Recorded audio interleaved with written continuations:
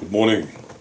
So I was watching this very funny clip. I thought it was funny. It was Russian television comedy show. There are two actors. One of them is acting like Putin, and then there's a guy dressed as a monkey. And Putin says, "You should be." He's talking to the monkey. He says, "You should be the next president of the United States. You should save America." Right. "You're perfect." And the monkey says, "What? Me? Yeah, perfect. You're not a man, you're not a woman. You're not animal or human. You're not black or white. This is perfect. This would be something that the Americans would like to vote for,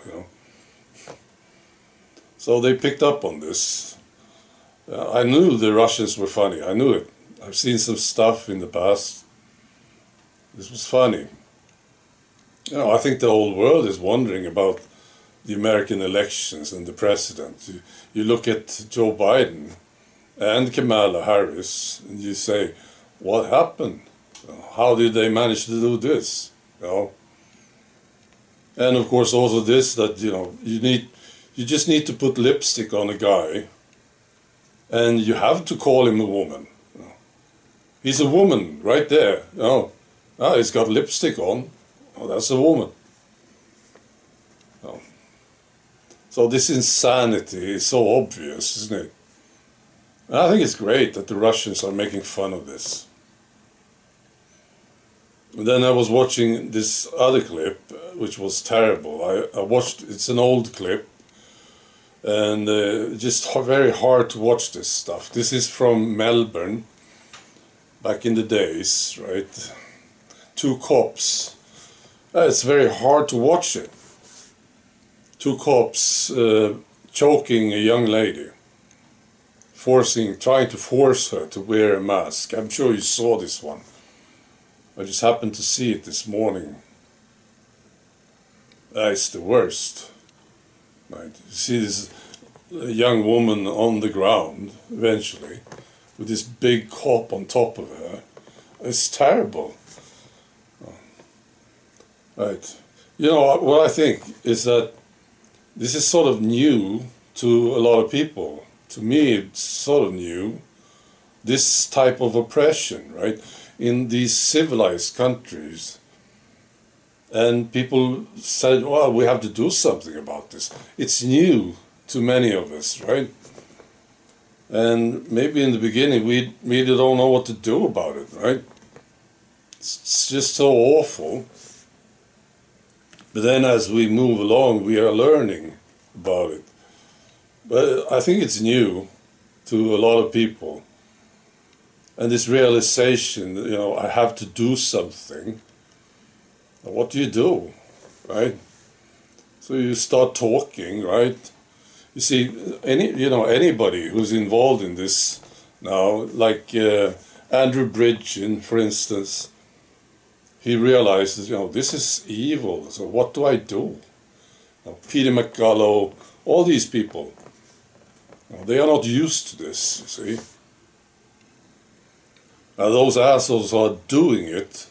They have been practicing this for many, many decades, hundreds of years actually. So they know what to do.